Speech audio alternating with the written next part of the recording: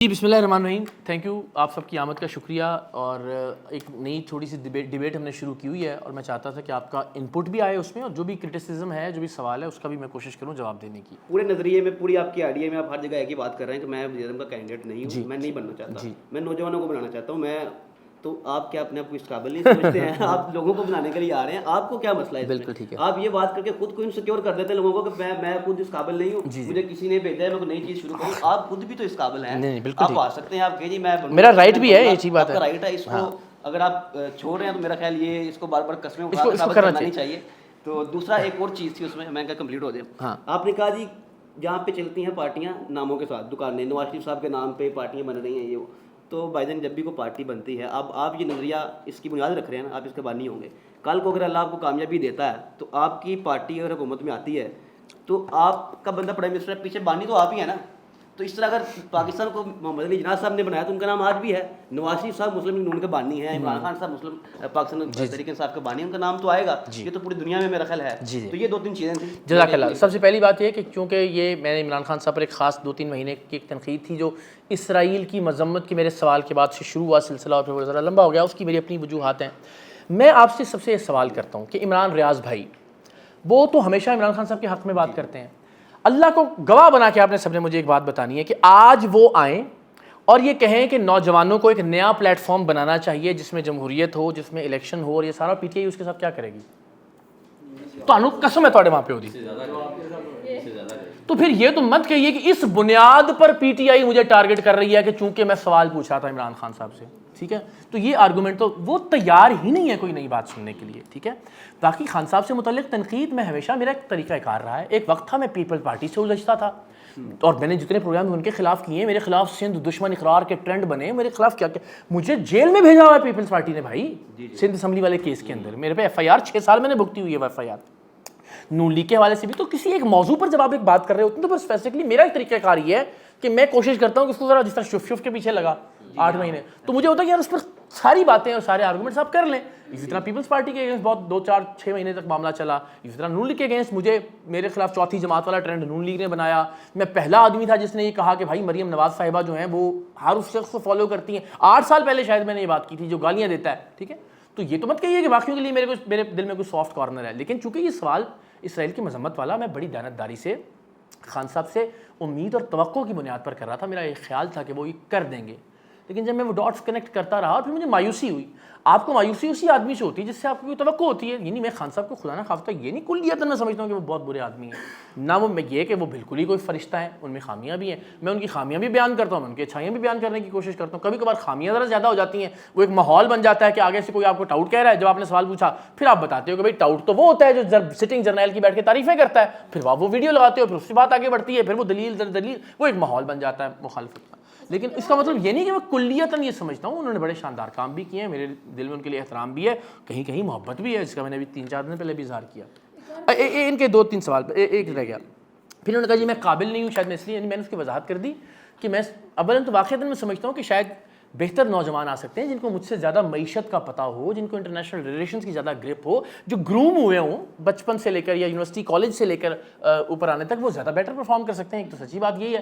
دوسری بات یہ کہ جب تک کوئی آدمی اپنے اس رائٹ کو سرنڈر نہیں کرے گا ایک ڈیموکریٹک پارٹی نہیں بن سکتی. کسی ایک کو سیکریفائز کرنا پڑے گا. وہ میری خواہش ہے کہ وہ میں ہوں. دوسرا نام کے حوالے سے آپ نے کہا وہ ٹھیک بات ہے, اس میں یعنی کہ کسی ایک کی پارٹی تو ہوگی, مگر وہ پارٹی کسی ایک سے منسوب بھی ہو, چلے آپ اس کے پہلے چیئرمین بھی فار ایگزامپل کوئی بن جائے, مگر پھر 30-40 سال تک اس پر قابض نہ رہیں. پھر آپ لوگوں کو آنے کا موقع دیں, اس کے اندر ایک جمہوریت کا پروسیس لے کر آئیں. میرا اعتراض صرف اس بات کے اوپر ہے. کبھی بھی نہیں, میں نے بہت وضاحت سے کہہ دیا, میں بھی نہیں, میرا خاندان بھی نہیں, میرے خاندان میں سے بھی کوئی نہیں. وہ بھی میں نے کہا آپ کانسٹیٹیوشن میں لکھ لیجیے, علل اعلان کہہ دیا. پھر آپ نے کہا جی بانی کی بات تو مانی جاتی ہے. بھائی بانی کی بات تب مانی جاتی ہے جب بانی الطاف حسین ہوتے ہیں, اور الطاف حسین یہ فیصلہ کرتے ہیں کہ یار فٹ پاتھ پہ بیٹھا ہوا سموسے کھاتا ہوا لڑکا بڑا اچھا لگ رہا ہے مجھے, چل بھائی کل تو منسٹر کا حلف اٹھائے گا, یار آپ نے میری باتوں میں بڑی ہاں ملائی ہے, کل آپ کا میں نے بنا دیتا ہوں. تو میں تو یہ کہہ ہی نہیں رہا ہوں کہ فیصلے ایسے ہوں گے, میں تو کہہ رہا ہوں فیصلے جمہوری نہیں پارٹی میں, اس میں کوئی شک نہیں. جس طرح پی ٹی آئی نے کیا, اس میں ایم کے میں بھی بہت سارے مڈل کلاس اور بیک گراؤنڈ کے لوگ, مگر وہ طریقہ کار جس کی میں بات کر رہا ہوں کہ اس میں بانی کا فیصلہ نہیں, اس میں پارٹی الیکشن کے ذریعے فیصلہ کرے.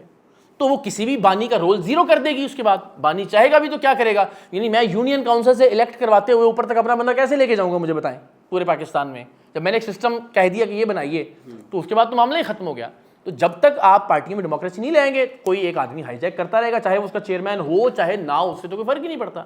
سسٹم انٹروڈیوس کروا دیے, پھر وہ سسٹم بانی ہوگا, پھر وہ سسٹم لیڈر ہوگا, وہ سسٹم لوگوں کو نکھارتا ہوا اپنے. آپ آگے. اچھا اقرار بھائی, آپ کی جو بھی آپ کا پوائنٹ آف ویو ہے, جس بھی حساب سے آپ یوتھ کو مطلب کہ اس یوتھ کے اندر سے وزیر اعظم بننا چاہیے, اچھی سوچ ہے, سارا کچھ اچھا ہے.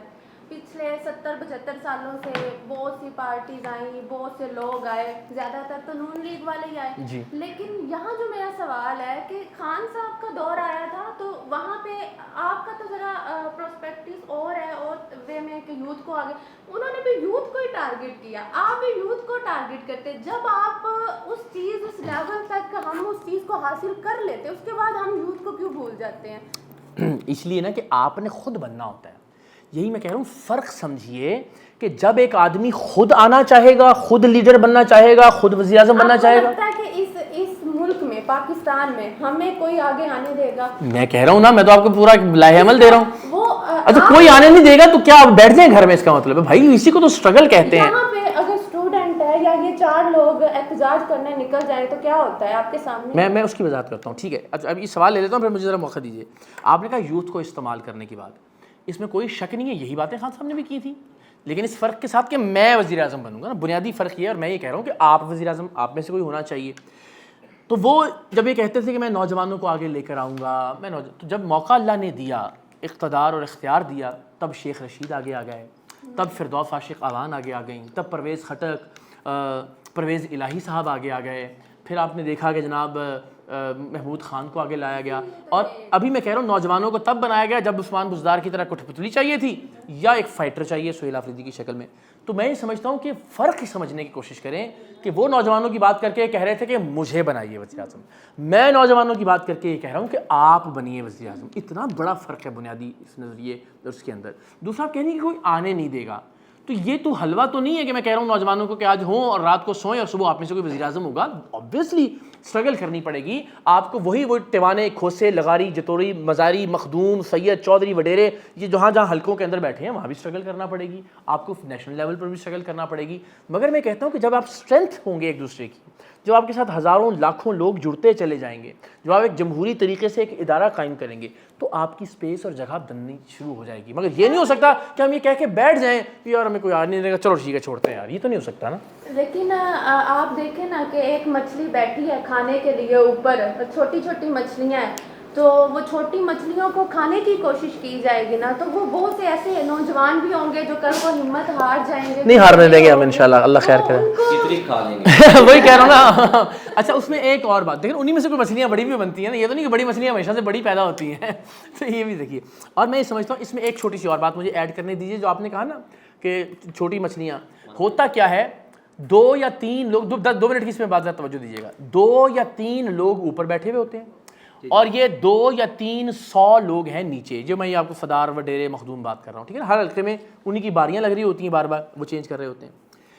اس کلچر کو سب نے, اسٹیبلشمنٹ نے, ان 2-3 لوگوں نے اور نیچے والے مخدوموں نے, ٹیوانوں نے, جتوئیوں نے, انہوں نے ایک دوسرے کو اسٹرینتھن کیا.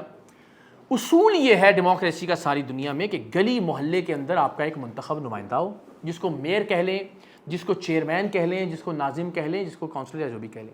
سر ساری دنیا میں, برطانیہ میں ان کو کاؤنسلز اور بوروز کہتے ہیں, اور امریکہ میں ان کو کاؤنٹیز یا میونسپیلٹیز کہتے ہیں. ان لوگوں کے انڈر اپنے علاقے کا پورا نظام تعلیم ہوتا ہے, ٹیچرز رکھنا, نکالنا, عمارتیں, ہر چیز. ان لوگوں کے انڈر اپنے علاقے کے سارے اسپتال اور ڈسپینسریاں ہوتی ہیں. میں کوئی کہانی نہیں سنا رہا ہوں, یہ ہوتا ہے. ان لوگوں کے انڈر یہ بھی اختیار ہوتا ہے کہ اپنی ان کی سڑک کے اوپر, گلی کے اوپر سپیڈ لمٹ کیا ہوگی, ٹرانسپورٹ کہاں سے کہاں تک اور کیسے چلے گی. ان لوگوں کے پاس مکمل فنڈز اور اختیار ہوتے ہیں اپنے علاقے میں انفراسٹرکچر کے, سڑکوں کے, نالیوں کے, گلیاں پکی کروانے کے.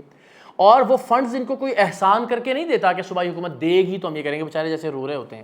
ان کے پاس ڈائریکٹ آتے ہیں سارے پراپرٹی ٹیکسز لوکل کاؤنسلز کے پاس آتے ہیں, سارے جو بورڈز وغیرہ لگتے ہیں ان کے ٹیکسز ان کے پاس آتے ہیں, اور باقی بہت سارے جو لوکل ٹیکسز ہیں وہ سب ان کے پاس آتے ہیں. یہ پیسے بچا کے صوبائی حکومتوں کو اور فیڈرل حکومتوں کو دیتے ہیں. تو جس دن آپ نے یہ نظام متعارف کروا دیا, پہلے پارٹیوں میں جمہوریت لے کر آئیں, پھر اس کے بعد گلی محلے کے اپنے چیئرمین کو, ناظم کو, میئر کو اتنا امپاور کریں. یعنی آپ میں سے بہت سارے لوگ یہ سوچ رہے ہوں گے یار وزیر اعظم بننا تو چلو یار مشکل کام ہے, لیکن یہ بہت سارے لوگ سوچ سکتے ہیں کہ یار میں اپنی یونین کاؤنسل میں اپنی گلی کا محلے کا میئر تو بن سکتا ہوں. اور اگر آپ میئر بن کے تعلیم, صحت, ٹرانسپورٹ, انفراسٹرکچر اور یہاں تک کہ امریکہ میں پولیس بھی کاؤنٹیز کے اندر ہوتی ہے, یہ تمام چیزوں کا اختیار حاصل کر لیں تو آپ تو اپنی گلی محلے کے وزیر اعظم بن گئے نا جی. پرائم منسٹر نے یہی کام کرنے ہیں.